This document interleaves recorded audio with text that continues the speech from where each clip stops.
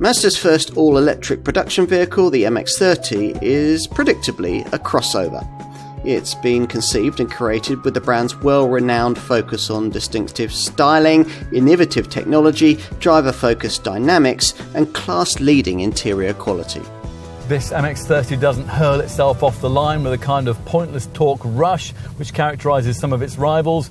In fact, once you get seriously underway, it doesn't particularly feel very much like an EV at all, which is precisely as Mazda intended. The rather realistic piped engine sound helps here, as does the floor-hinged organ-style throttle pedal, which allows you to gradually modulate forward thrust without the all-or-nothing lunges that battery rivals often coax you into. There's also the issue of weight. You can moan all you like about the restrictions of this car's little 35.5 kilowatt-hour battery. It limits driving range to just 124 miles, but Mazda's decision to use it has delivered us a car nearly half a ton lighter than some compact crossover EVs. And out of town on the open road, that's enough to give this MX30 a brisk, eager feel it simply wouldn't otherwise have. That's where you might note feelsome steering and that body roll is well controlled for an SUV, with grip through the turns, which is aided by an e-GVC electric G-vectoring control plus system.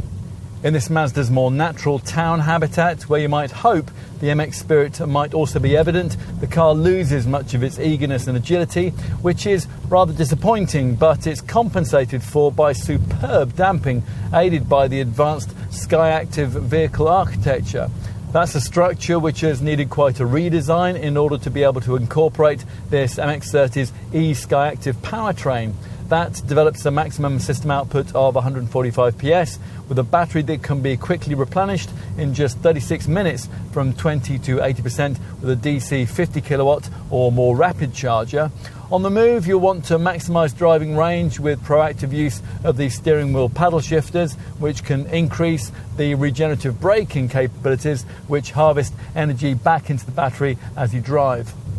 Visually, Mazda could have been braver here, as you'll note if you come to this car fresh from admiring the futuristic rival Honda E. But the look of this car is still very individual. Its length and width dimensions are virtually identical to those of Mazda's conventional CX-30 compact crossover, but this EV stands taller with a high waistline and boldly upright A-pillars.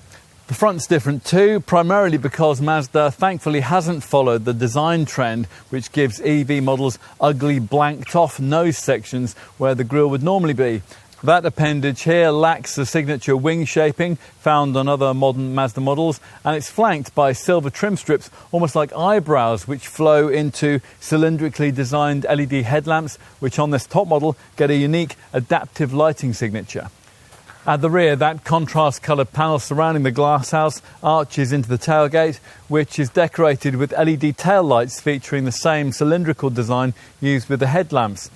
But the most interesting bit is yet to come, and it lies with the way that you access this car via its interesting freestyle doors with their custom-designed hinges. You open the front one conventionally, it pulls out to an angle of 82 degrees, and it has to be open if you're going to access the rear door, which you might find to be a bit of a nuisance. For rearward access, you pull on this mid-level interior catch to open the rear door, which opens backwards again to 82 degrees, at which point you really get the whole pillarless concept being offered here.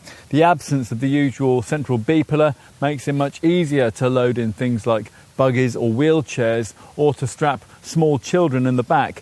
It's one of the things that might easily really sell this car to you. We'll take a closer look in the rear in a minute, but first let's see what the front of cabin experience has to offer. Well, it's very Mazda, with a high-set, quite commanding driving position, impressive levels of build quality, and an airy, spacious feel from this horizontally orientated dash. Interesting design flourishes are mostly connected, appropriate enough on an EV, to the use of completely natural materials. This felt-like door fabric is fashioned from recycled bottles. The seats above base trim are partly upholstered in vegan leather, and most curiously of all, there is the decision to coat the cup holder lids, the lower part of the centre console, and the inside of the door pulls in, of all things, cork. And that's a reference to Mazda's beginnings a century ago in cork production. There's no real centre stack, just this 7-inch lower display for the climate functions, And unlike in rival EVs, the main infotainment monitor, this upper 8.8-inch Mazda Connect setup, isn't a touchscreen. Instead, as usual with models from this brand, you control it with this separate lower multimedia commander dial. As usual, Mazda's Jinba Itai human-centric approach to cabin design makes it pretty easy to find a near-perfect driving position. And through this grippy 3-spoke sports steering wheel, you view an instrument cluster that comprises 2 outer analog dials separated by a 7-inch round TFT display, usually used for a virtual speedometer. Rear 3/4 visibility isn't great, but you do get a parking camera to compensate. The seats are supportive and there's plenty of stowage space. Right, we promised you a look in the rear. You have to slide the front seat forward, as you'd have to do on a 3-door hatchback or a coupe, just to create enough space to get in. You do that by pressing this button on the seat back, which slowly slides the base towards the front. We would have preferred the strap version on the passenger side for both seats, which simultaneously slides the base and tilts the backrest forward, not quite far enough to make rearward entry especially easy.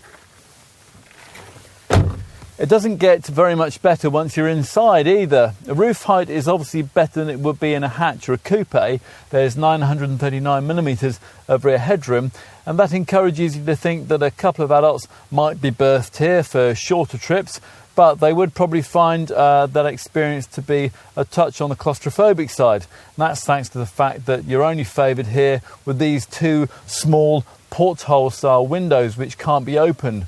The cargo area at the rear can't be accessed via a powered tailgate. Even on this range-topping variant, the hatch rises to reveal a 366-litre boot. Folding the 60-40 split rear backrest boosts luggage room to 1,171 litres. And in summary, well, we'd hope that the first all-electric Mazda might have more widespread appeal than ultimately this MX30 is able to deliver. For some, its unconventional rear cabin will be as compromising as its limited battery capacity. But if you're able to live with both those things, there's a lot to like here. This isn't just another EV, it's one you could actually learn to love, just as Mazda has.